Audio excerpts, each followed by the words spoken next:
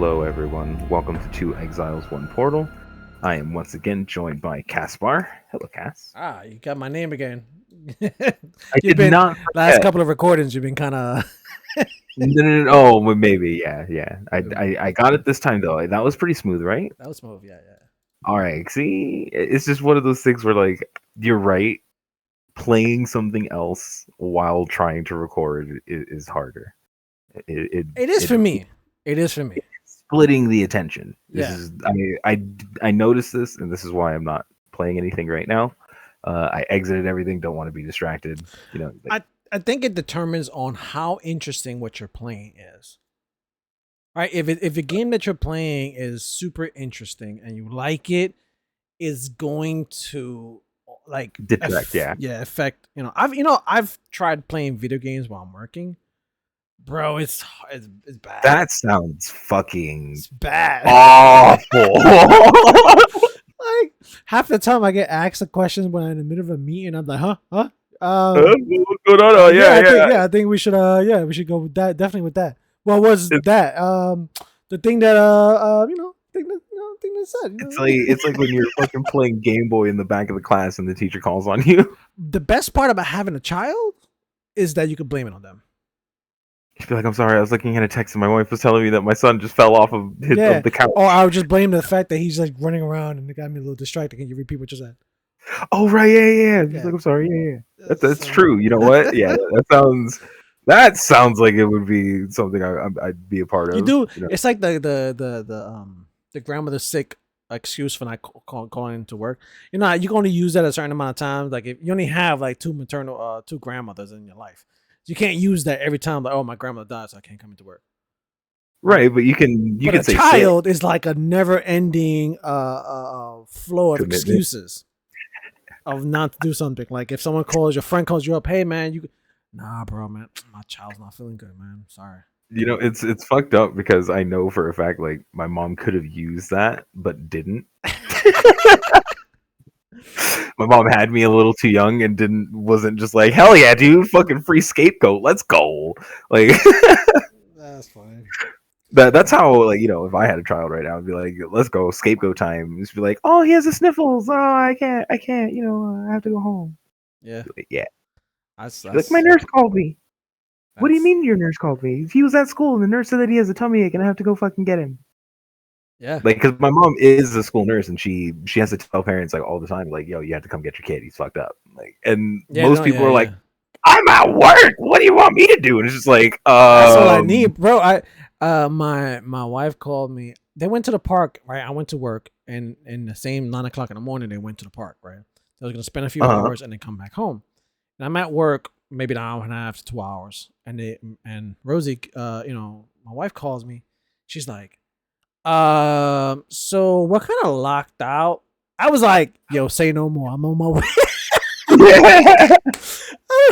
I don't even. I was gonna suggest like how to pick the lock, how to do it, how to jimmy it. No. Don't excuses. No, just say no more. I'll be there in 20 minutes. I went hard. Just flew from across the entire city. Went back home, just to let them in. And I was like, well, I'm home now. I'm staying here. I'm not going back to work. Now, I will admit I did get in trouble for it. I didn't get in trouble for it. I got one of those. Oh, so I have noticed that you've been trying to work a lot from home. I'm like, what are you talking about? She's like, well, there is a requirement that we must work at least 3 days in the office, and we have to keep that as a commitment. And I said, I'm sorry, I don't know what you're referring to. I've always worked 3 days in office. He's like, well, there's this one incident. I said, you mean the incident that my family got locked out in the cold? Are you using that incident as an example? Yeah, but it just doesn't look good. I'm saying like, so the incident, I kept using it, right? The incident in my family with a newborn baby got stuck outside in the cold. So wait. So now, no. So if we're in this moment, right? So say it's just me and you. We're in this moment in the office, and I'm just like, bro, it's kind of weird that you just kind of, and you're doing the same thing. Is there a moment where you guys look at each other and be like, we know you're bullshitting, right? Oh, this is. I mean, I think this is the number one reason why a lot of my supervisors tend to hate me. It's because they understand that my bullshit, my ability to bullshit at such a high advanced level that they can't they can't trap me with like a specific thing. They can't trap me. So it's like this growing resentment of just like fuck this guy and everything he says that comes out of his mouth. Don't get me wrong. I'm not like that with like, with people who are cool with me, right? If if we're in good terms, like I'll go to hell with you and back. But you always start to have that adversarial relationship with your supervisors. It's just a natural thing. It's a power struggle. And that's where my defense mechanism comes in, which is the bullshit. Like as a natural defense mechanism for me. And I'm really fucking good at it. Like, now, my question is like, if your boss or whoever you were talking to at that time would look at you and be like, we both know you're bullshitting me. Like, would you have been like, yeah? Or would you be like, would you triple and quadruple down and be like, my family was out in the fucking cold? And they'd be like, show me the doctor's note where they're 10 toes down. I start crying and everything, bro. Jesus Christ. 10 toes down, man. That's the only way to do it. If you're gonna commit to a role, you gotta fucking method act it. You gotta fucking go in on it. You gotta be willing to shit your pants to prove a point.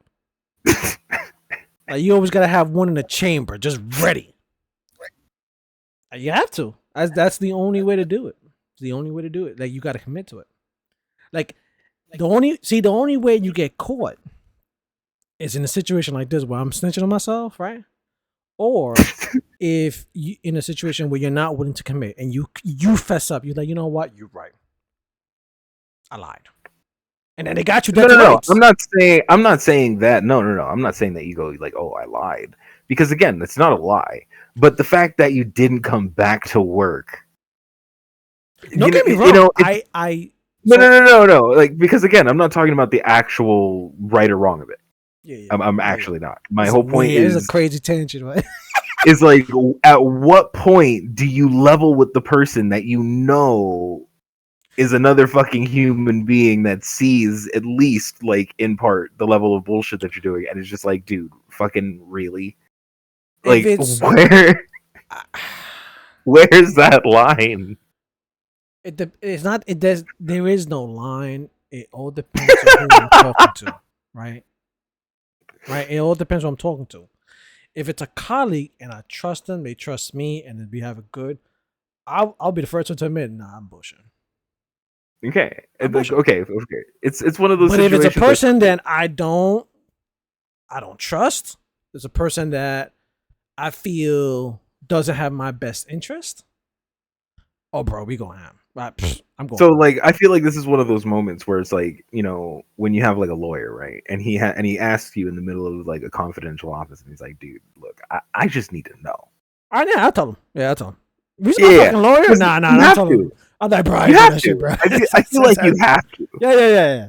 It's funny. He has to know how to defend you, like, and in those situations where it's like, because again, I've had really good bosses where it's just like he looks at me just like, really, and I'm like, to be honest, doc, no, but yes. I have had maybe one decent boss in the last fucking 10, 20 years. So that is true for me as well, but for completely different reasons. Okay, probably. Gonna have to make this a separate episode today. I might cut it. I think this might. That might be the bullshit. Yeah, no, but the fucking random goddamn work episode. Yeah, most of my supervisors were like, it's a power struggle. It always turns into a power struggle, right? Of you're not doing your work or you bullshit. I'm not gonna bullshit with you, dude. I just refuse to engage in all this shit, and this usually puts me in the when we're making cuts kind of thing, you're the first to go, because I don't make an impact. I'm not making fucking friends, and I'm not making enemies. I don't give a fuck. Yeah. Like, when I go to work, you're paying me to be there. Yeah. That's where shit to me starts going wrong. when you start forgetting that this is a job. And people start trying to like identify with the shit. Yeah, like it's like, why are you not working harder? Don't you care? I'm like, nah. No. Why do you care so much? Are you gonna pay because me to care? I work with families who are in need, but I'm like, see, I live in New York. There's always families in need, right? Everybody's there's an ending flow. I'm in need. Like, what the fuck we talking about here? Yeah, like it's one of those things where like the fact of the matter is we are all in the same fucking boat. Yeah, and I come to work because I'm in need. Like that's the point of me coming. I need money. Because if I didn't have no needs, then I wouldn't be coming here. I would just be playing Path. You know, that's the other thing though. I feel like I couldn't do a social work job mainly because of the fact that to a degree I do care, right? I would want to get these people help, but then there's like if my boss is like, "Oh, why didn't you work like 30 extra hours?" It'd be like, "Well, because first of all, regardless of what the fuck, help I'm willing to give, my time is worth money." Here's the evil part about most agency that does the type of work that you're referring to. They're all profit. Yeah. They're all profit, but that's not the evil part. That's not the evil part. The evil part is that there is an inherent tactic in order to make you self-sacrifice yourself for the sake of the company and for the sake of your community. And they use the community and the clients as hostages. Like, you better work overtime. You better stay here until 7. You better, like, it's like, or else the families are going to die. Like, they use it as a bargaining chip to squeeze every single ounce of energy that you have. And that's the evil part about the industry. Right, but I don't think that's indicative of the industry, bro. Fuck, why do you, bro? Let's be real. Hold up. I'll even tell you. No, right. That's what I'm saying. It's not indicative of just that kind of industry, though, because it's in everything. The reason you build a community of the people is because once you gain investment in that community, people are like, you incentivize investment in the community, and therefore people want to protect the community and will do shit for the community. It's why so many businesses call themselves a family. By the way, if you guys are out there listening to me for some fucking god awful reason, if you are at work and someone's just like, "Welcome to the get the fuck out." That's what people want to say. Yeah, no, that's what people want to say when they want to fucking make you do overtime for nothing. Or just make you do, like, all right. So this is a common thing that happens in a lot of my jobs. I have a car. I purchased the car with my own money that I spent after taxes, right? I didn't get no discount, no nothing, bro. Just my own money. Wait. Are you one of those people that tries to claim it, or that should like claim it as an expense though, like on your taxes? Because no, I don't. Maybe you should, because it gets you to work. That is, you know what I mean? Like, I'm not that advanced. I've heard of that. I've to be honest with you, I'm not the age. I'm old enough to know how serious taxes are. I'm not old enough to take it seriously, and that's a very big detriment on my part, right? I'm not saying that's a good excuse. I was going to say, like, you could easily just calculate your mileage based on how often you like, so 3 days a week. That's and then get that little bit, and like, because the thing is, remember, dude, the government wants to take all that shit. No. We are going to do that. Me and Rose has been talking about actually pulling up a CPA guy and get a tax guy. Down, because we realize now she's worked from home, right? So she's spending crazy amount of money on equipment. She's spending crazy amount of money on electricity. My internet bill alone, bro. Yeah, like all of that is on us, and the company that she works for doesn't pay squat. They don't give a squat. And so we're sitting here like, yo, hold up, this is work expenditures. Like, we, what? And then I work from home too, so now I'm doing it as well. Like, even AC cost for the summer. Yeah. Like, so a lot of it we've been kind of talking about, like, yeah, we need to, and we have all the receipts, so we can just, sit down. Oh, yeah, that's beautiful. So it's not even like a risky thing. You're just claiming. Yeah. So that's probably what we're going to be doing, and that's we've never done that before, because we felt like we've been stuck in that weird area of like, we don't need a tax guy, get out of here. But now it's like, wait, hold on, no, I think we do. I think I'm gonna tell you a lot of money. There was a time in which I was like, you know what? I'll tell you the moment I knew I needed a tax guy. Even though I don't make all that much money, Don't really fucking need it. I needed one because one year the government was like, "Hey, bro, you owe us $5,000,000," and I was like, "Wait, Yeah, that's not good. It's like, you're joking, first of all, and I couldn't find anybody to call about it. I couldn't dispute it. There was That's no like a lawyer. Yeah, it's like right. when you need a lawyer, that's the worst time to trying to find a lawyer. It's just like I don't know what to do. They don't really. They're not very upfront with practices on how to contact them and dispute these things. And it's like you finally talk to a guy, and he's like, "Oh yeah, no, this shit happens all the time." He instantly brings down the anxiety level. Yeah, and it's just like, yo, and it costs you a fraction of the price. Yeah, fucking ridiculous. And it's just like, thank goodness this guy exists. Yeah, same for lawyers and stuff like that. Sometimes it's best to consult a lawyer before you do some dumb shit. Before you do the dumb shit and you realize that, oh shit, probably shouldn't have done that. Shouldn't have done that. Yeah. Like it sometimes costs you less money. Now, a lot of people, depending on where you're from and depending on how much money you have in your pocket, you may like fucking ask for a consultation from a lawyer. Like, why the fuck would I do that? I ain't got no money for that shit. Yeah, there is a point where it's not worth it at all. Yeah, but it's one of those things where if you're making. It's like path economy. You start learning when is it worth it and not worth it to do some shit. Right. And there is times in which it's worth it. It's just like if you're ever going to jail for some shit you didn't do. Guess what? You really want a good lawyer. You don't want a public defender. Why the fuck not? Because that public defender don't give a shit and he talks to the judge every Tuesday. So many that, dude. This is another rabbit hole. I think we should end it in this one. But all right. Everybody, thank you so wait. No, I'm not telling my story. Hold on. All right. So a lot of the guys I work with, I don't want to go into full details into the work I do, but a lot of the guys I work are having marital problems. It doesn't mean that they're married. They're just having marital problems with their partner. And a good chunk of them have some kind of domestic dispute. And oftentimes, these domestic result in criminal charges. Now, they don't have to necessarily be domestic violence. Right. No, I understand exactly what you're saying. There's 3 guys right now on my caseload that I work with that all of them have been found with an unregistered gun. And the first question I ask them when I register them is, how'd they find a gun? They go, they don't even know. I'm like,